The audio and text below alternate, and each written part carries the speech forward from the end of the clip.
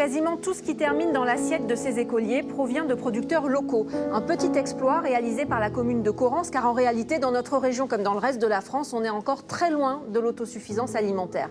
D'où la question du jour, comment le prochain président de la République pourra concilier augmentation de la production et respect de l'environnement.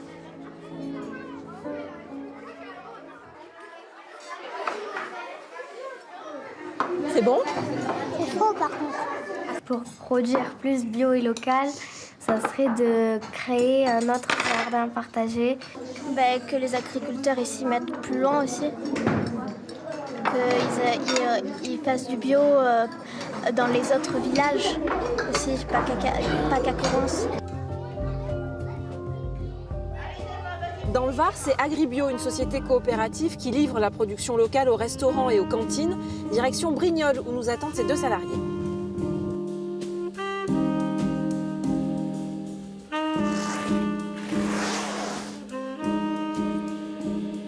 Alors, les kiwis viennent du producteur Masdo 100 à Arles. Ils vont aller à Correns. Et là, donc, en route, on va aller s'arrêter chez David Mauriès à Correns. On va aller chercher des poireaux et des épinards. On a vu que Charlotte chargeait de petites quantités pour livrer à des restaurants ou des cantines de la région. Parfois, c'est pas toujours rentable, ces livraisons, et pourtant, vous le faites quand même. Une journée comme aujourd'hui, c'est Correns qu'on va aller livrer pour finalement pas beaucoup de quantité, mais ça fait partie de notre mission d'aller jusqu'au bout, et c'est cette notion de dernier kilomètre qui est importante en termes de coût, mais il faut aussi que ces enfants-là aient accès à ces produits bio en l'occurrence. Alors justement, dans cette campagne électorale, quasiment tous les candidats prônent les circuits courts. On entend aussi parler de souveraineté alimentaire, mais ce sont des vœux pieux et on ne voit pas toujours les moyens qui sont mis en œuvre pour y arriver. Est-ce que vous auriez des propositions, des pistes de solutions? Et nous, on est dans un département, le Var, mais c'est pareil dans le 06, dans le 04, où finalement la distance, elle ne se calcule pas en kilomètres, mais elle se calcule en temps. Il faudrait qu'il y ait des subventions supplémentaires, même si ce n'est pas toujours évident, on en a conscience, mais évidemment que ces subventions-là sont importantes pour nous. Aujourd'hui, des modèles comme le nôtre, il y va de notre survie en fait, réellement de la survie. On prône cette autonomie alimentaire, mais il faut qu'on aille jusqu'au bout. Alors moi, j'essaye justement quand j'ai une commande pour la cantine de Correns, du coup, de privilégier le producteur de Correns, ou en tout cas le producteur qui va être le plus près possible, de faire vraiment de l'ultra local.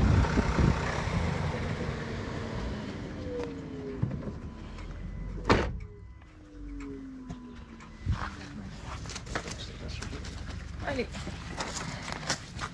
Ça paraît une force aujourd'hui d'être autonome au niveau de l'alimentation, en plus avec des choses de qualité. Mais est-ce que c'est conciliable justement d'être autonome et de produire de façon suffisante?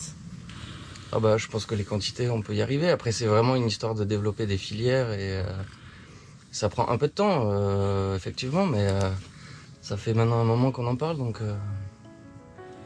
qu'est-ce qu'on attend?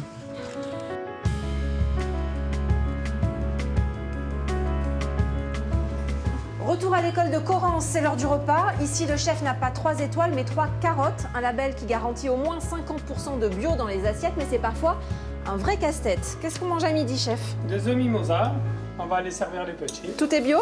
Tout est bio. Bio et local, là.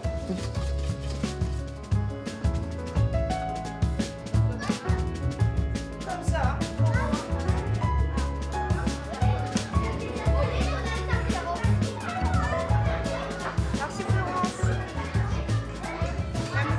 Est-ce que ça a été un casse-tête à un moment donné d'augmenter la part de bio sans renoncer aux productions locales? Un petit peu, parce qu'on n'est pas un département de grosse production de légumes et de fruits.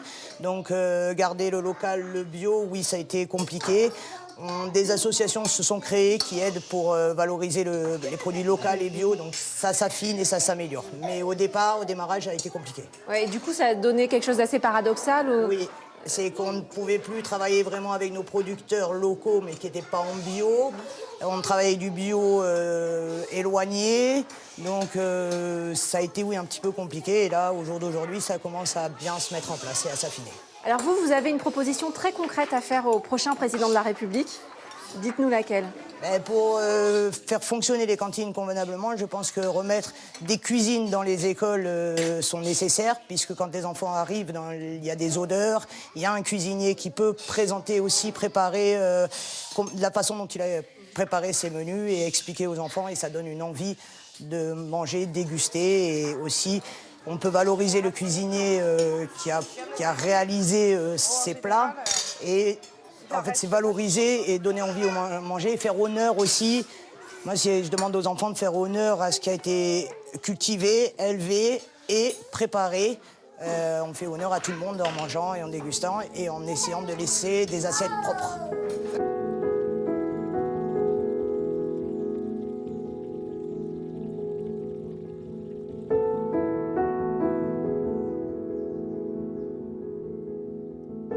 Demain, on prend la direction du Canet des Morts pour aller à la rencontre de 5 familles qui ont auto-construit leur maison et qui comptent bien y vivre de façon autonome le plus longtemps possible.